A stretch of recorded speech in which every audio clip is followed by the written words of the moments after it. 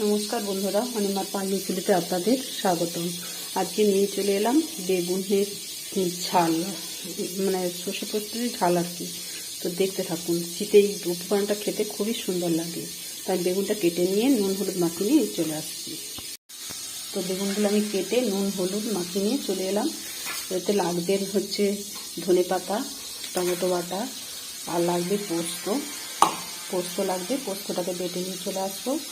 আর উপকরণ নুন হলুদ লঙ্কা সবই লাগবে। আমি পরপর দেখাচ্ছি। তো বেগুনগুলোকে আমি ভাজতে দিয়ে দিয়েছি, ভেজে নিয়ে আমি ফিরে আসছি। তো এখানে লাগছে পেঁয়াজ লাগবে। হ্যাঁ দেখুন বন্ধুরা, আমি একটা বেগুন দেখিয়েছিলাম, কিন্তু এখানে 3টে বেগুন আমার লাগলো। 3টে বেগুন আমি নিয়ে চলে এসেছি ভেজে। আর এখানে তো সব কিছু মশলা এখানে আছে উপকরণ। তো এখানে শুকনো লঙ্কা, তেজপাতা, পাঁচফোড়ন, লাল লঙ্কা, লাল গুঁড়ো লঙ্কা, আর ঝাল গুঁড়ো লঙ্কা, হলুদ, আর লাগছে আদা। আর এখানে লাগছে পোস্ত বেটে নিয়ে চলে এসেছি। আর এখানে টমেটো বাটা আর পেঁয়াজ। তো এখন আমি কি করব, তেল দেবো। কড়াই তেতে গেছে, তেলটা আমি দিয়ে দেবো। দেখতে থাকুন।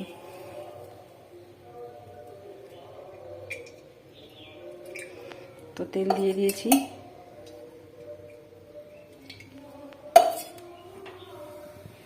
আমি এবারে পরপর সব কিছু দিয়ে দেবো। শুকনো লঙ্কা, তেজপাতা, পাঁচফোড়ন,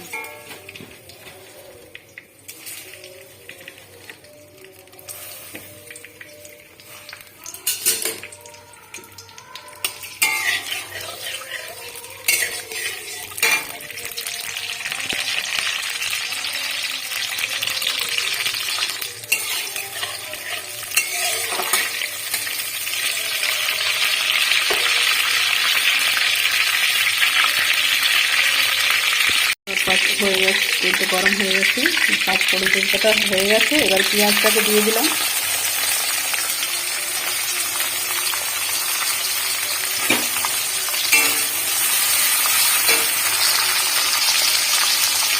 একটু নুন দিয়ে দেবো। পেঁয়াজটা যাতে নরম হয়ে যায় তাড়াতাড়ি।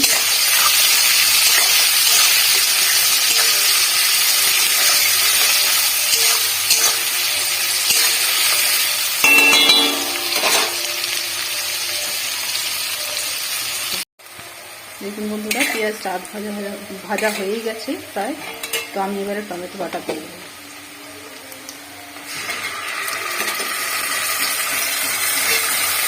দু হাতা টমেটো বাটা দিয়ে দিলাম।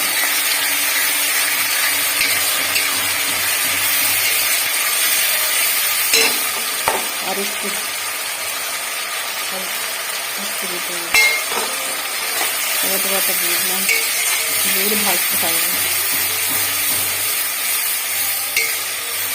টমেটোর কাঁচা গন্ধটা চলে গেলে আমি এবারে সমস্ত মশলাগুলোকে দিয়ে দেবো, দিয়ে ভাজতে থাকবো।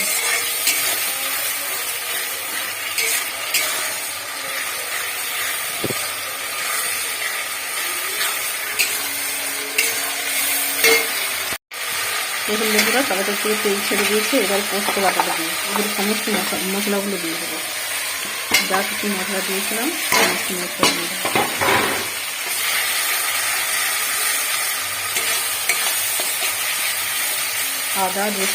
আদা দিলাম, আর শুকনো লঙ্কা, হলুদ দিয়ে মশলাটাকে কষতে থাকবে।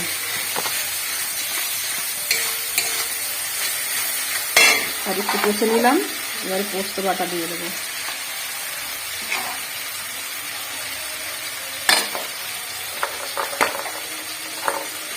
পোস্ত বাটা দিয়ে কষতে থাকবে, কাঁচা গন্ধটা যাতে কষতে চলে যায়।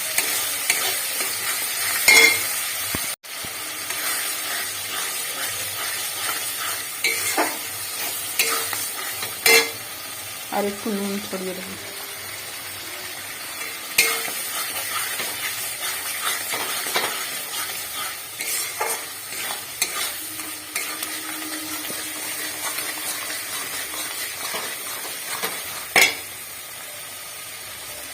ধনে পাতা দিয়ে দেবো।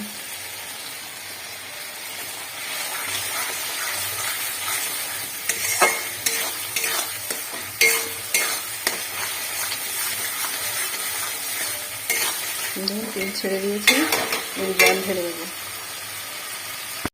দেখুন বন্ধুরা তেল ছেড়ে দিয়েছে, একটু সামান্য জল দিয়ে দেবো।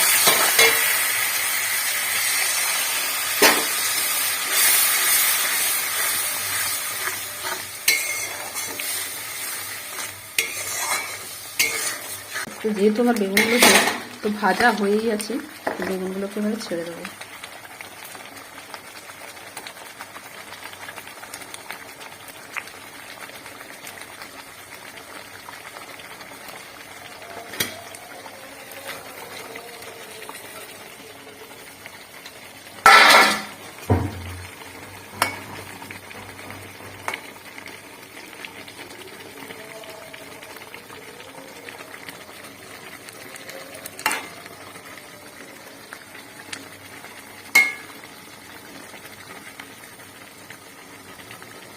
সামান্য একটু চাপা দিয়ে দেবো, চাপা দিয়ে 5 মিনিট পর ফিরে আসছি। দেখুন বন্ধুরা আমার বেগুনের ঝাল একদম রেডি। আর কাঁচা তেল আর ছড়িয়ে দেবো উপর থেকে, আর 2 ধনে পাতা।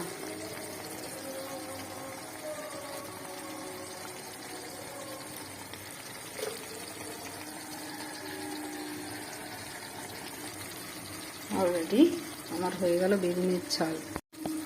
এবারে আমি নামিয়ে নেব। আমার হয়ে গেছে, এগুলো নামিয়ে নিচ্ছি।